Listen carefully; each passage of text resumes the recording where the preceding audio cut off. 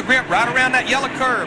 Bobby Hamilton tries to outbrake Jeff Gordon getting into turn 3, but the grip's down there at the bottom. Well, so many times if you can get up on that outside, everybody's trying to get to the bottom. And you can make some passes back in the field, particularly if your car's hooking up pretty good on the outside. Like Bobby Hamilton's trying to do. He's got it. You saw Jeff Gordon in 24 get a little bit sideways when he put the throttle down, and that's going to be the big thing about this weather change. This racetrack is real slick, getting forward bite. The rear wheels will not hook up when you accelerate off the corner. For Jeff Gordon, mission accomplished. He's led this race, 5 bonus points. Now he can settle in for what they hope is a long run. First lap Bobby Hamilton has led since Talladega last October. They are in the pits. Bobby Hamilton is out of the pits, taking on only 2 tires, while most of the rest of the lead lap cars get 4. But again, pit position. We talk about track position, but here pit position, he took 2. He's out ahead of Jeff Gordon, who took 4. So Jeff's got a big advantage. When I talked to Charlie Presley, his crew chief, this morning, he said, Larry, I don't plan on changing left side tires maybe over about twice during this race. He said, I want to give him that track position. But if your car is tight, not turning, you have to be careful with 2 tires. It'll make it even a little tighter, so you got to make an adjustment with those 2 tires. Now, the guy that pitted a while ago that took 2 tires, he's the only car out there right now. He's in 6th position that took 2 tires that we know of, and he's the first car that pitted on the last caution. He's pulling up on John Andretti in the 43 car, remember, that stayed out that last time. And the car looks good, Larry. I mean, he's getting good forward bite. He's cutting through the center pretty good. Those 2 tires are working for him right now. And you better believe those other 42 crew chief are paying close attention to what those 2 tires are. Oh, yeah. I mean, they got the watches on him. They're watching what he does, and they'll be mirroring that later on. And while everybody else is running side by side, Bobby Hamilton's in the rocking chair. He's not part of this kind of battle right here. And that's so good here. You don't want anybody in front of you, you don't want anybody behind you. You're getting good, cool air to your brakes, and ain't nobody beating your back bumper off. Rusty Wallace is going to take the lead here at the start-finish line. Hey, you just got to be so careful. When you're the leader and somebody's under you like that, you just can't take a chance on cutting down in front of them. Look at Bobby Hamilton in the 55, starting to work that high side. He pulls up alongside Bobby Labonte down the backstretch. Carries it in there good and hard on the outside. Makes it stick. Gets those left wheels down there where you need it, in that groove where they need to be. Car sticking real good in that second groove, but we're late in the race. I think more and more rubber's been laid down. Look at him. He's just driving right around these cars on the outside. Come on, clear, clear. Well, now's when you find out how good somebody's car is. We've got less than 100 laps, or got 125 laps to go. And if the brakes are good, the car's still running good, and everything's working good, now's when you get up and get after it. And the car that was the best the first half of the race, Ricky Craven, just had a bit of a slow stop, taking 4 tires, and now Craven's in mid-pack in 9th place. And I can't tell you how, well, I can tell you, it's just almost impossible to drive by these guys unless you can get up on the outside like Bobby Hamilton did. We saw Craven do that earlier, but he doesn't seem to be able to do it now. Well, I think, Darrell, part of it is, as you said, that upper groove has come in and more people are able to run well now up there than they were at the start of the race. But how many times here, Darrell, we've talked about it a couple times today, the first 300 laps, the track, it changes when it gets to the last couple of 100 laps of this race. More rubber's laid down and starts stacking up. That's split 2 we're looking at right now. What that is, that's the speed right down at turn 1 and 2. There you see Bobby Hamilton about over a mile an hour faster than Rusty Wallace. Oh, I've never thought Rusty had a really good car all day. He seems to have struggled just about all day long. So I think Bobby will be able to get right by him when he gets up to him. This is the 37th race at Martinsville for Rusty Wallace. And of those 37, this is the 25th race that he has led. Now, split 3, that would be at the end of the backstretch right there. Rusty Wallace 4 miles an hour faster, but that probably means Rusty just stayed in the throttle a little longer getting into the corner. Didn't back off as early. Rusty's driving in hard, but Bobby's coming through the center and off hard. Picking that throttle up and staying in the middle of the corner. And that's what you want to be able to do here. That'll pay off as they go along for Bobby Hamilton. All driving in hard does is make you use more brake and get the front end to get the tires sliding as hard on the front tires. See, Bobby rolls into the turn slow and easy, but see how quick he is right through the center? It's almost, I mean, he picked up almost a car length on him getting in the center of the corner. Same thing down here, watch. Steve?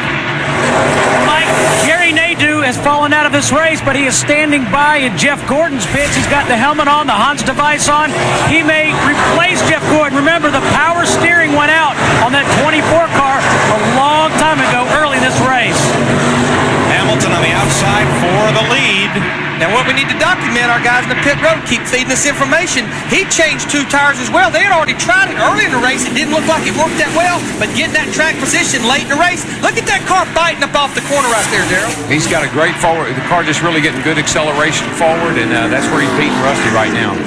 Well, Darrell, you learned a few things in yesterday's truck race. Andy Petrie, who owns Hamilton's car, drove in that race, and maybe he learned a few things too. Yeah, Andy had a great run in the truck race, and he said everything he did to his truck is what Bobby told him to do, and so I think that transferred over to the Cup car. And he's long gone, guys. I mean, he is fast. And I think if you ask Bobby what makes him good here, he'd tell you it's his shock package that makes him good here. Hamilton's lead increases. It was 0.6 of a second at the line. Yeah, I think Rusty will really, I think he'll fall back now. There's cars that are better than him. And Darrell, if we stay green for a while, it's going to be a while before those drivers that took on 4 tires get anywhere near Bobby Hamilton. First, second, fourth, sixth, and eighth. Drivers all over 40. When we started this race, half the top 10 was over 40, half the top 10 aged 30 or younger. Now, what would you say about a graphic like that? That's a lot of experience right there. It is that. You got to have experience to win Martinsville. Bobby Hamilton has Andy Petrie's Chevrolet out front here at Martinsville. He is now almost a full second ahead of Rusty Wallace. They're all on pit road. The leader pretty well dictated that one. Now, Jeff Burton in the 99, he was back there in the about the 16th position. He elected to stay out. He is the only lead lap car that stayed out, Dick Berger. Well, just a moment ago, Bobby Labonte came on the radio and said, what do you think about 4? His crew chief, Jimmy Maycar, said, I didn't hear you. He took right side tires, and that's it. Many. Dick, they changed their mind because they felt like everybody else was going to come. They did not want to be a sitting duck, so they only took on 2 tires again for the 3rd time today. To Steve Burns. Rusty Wallace in, track bar down a quarter, 4 tires. He almost runs into Dale Earnhardt Jr. as he exits his pit. Earnhardt Jr. finally down and away. Let me tell you the man that's the most relieved on pit road, Charlie Presley. He's the most relieved because his car will be second. Now here's something new after the checkered flag. The coverage continues over on Speed Channel with the Winston Cup wrap-up. The best post-race coverage anywhere, from the highs to the lows and all in between. Winston Cup wrap-up covers it all and only on Speed. To get Speed Channel, 888-22-SPEED. They've restarted with 88 laps to go.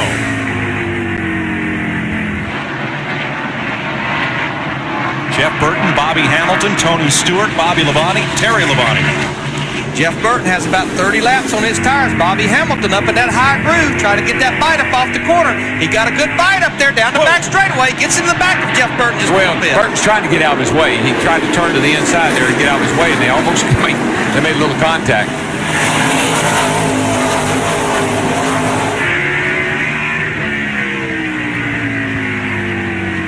For the lead, Hamilton takes over.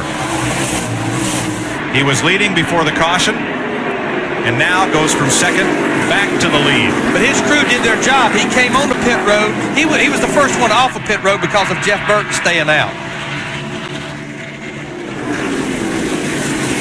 Stewart now outside of Burton for second.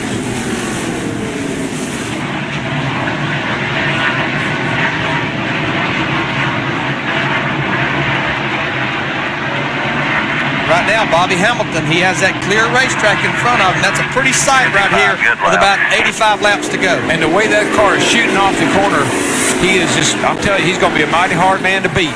Oh, Spencer and Kurt Busch just got together, and that accordioned the field right behind them. Ricky Rudd got a little damage, I think, from that little incident. Yeah, it seems to be that way. I don't know if it's going to come in time to catch Bobby Hamilton today or not. Boy, he has pulled out to a great lead. Instead of Bobby, it's bye-bye Hamilton. 77 laps to go, and that 55 has opened up a 1.5-second lead over Tony Stewart. Caught Bobby Hamilton. They are now only 3 car lengths apart for the lead with 70 laps to go. Now, moments ago, Mike Skinner was the victim in this incident coming out of turn number 4. Watch right there. As Kyle Petty bumps Steve Park into the wall. Steve Park comes around into Mike Skinner, who goes for the wild ride. Spins it around, keeps it foot in it. Spins it around again. Hit it in the right direction. We stayed racing. And Tony Stewart, going into turn 1, takes the lead from Bobby Hamilton.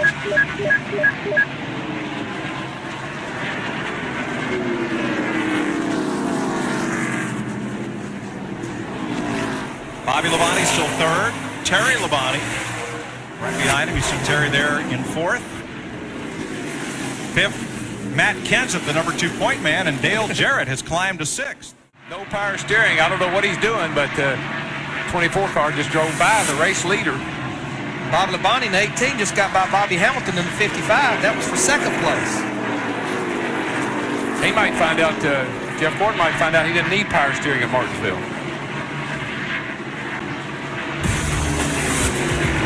About 60 laps to go as Tony Stewart has now opened up a 1.5-second lead on his Joe Gibbs Racing teammate, Bobby Labonte. Leaders are pitting. Well, a lot of debate, Mike, down here in the 20 pit about whether to take tires or to stay out, keeping in mind the cars behind them. The 55 also came to take 2 tires, but the 20 decided to go for 4 at the last minute. Greg Zipadelli decided to go for 4. The 55 car looked up pit road, saw the 20 going for 4. They're going for 4 as well. The 55 was a little bit loose on that last run, Mike. Thanks, Matt. They'll come back out. And we'll show you in real time Stacy Compton and Johnny Benson's get together as they battled on the lead lap for about 16th position.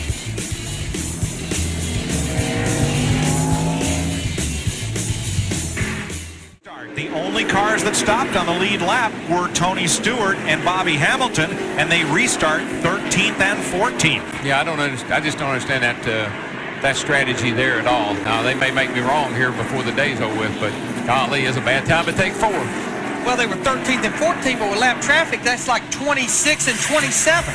Yeah, we only got 50 laps to go. And look at how much traffic those 2 cars are going to have to get through if they're going to come back to the front. Yeah, it's not just the cars in front of them on the lead lap, it's all that lap traffic on the inside as well. And now it's just 50 laps to go. Yep. It's either going to be real exciting or those guys are going to get really upset with their crew chiefs. You know what that is? That's called payback. Payback. Pass me on the caution. Yep.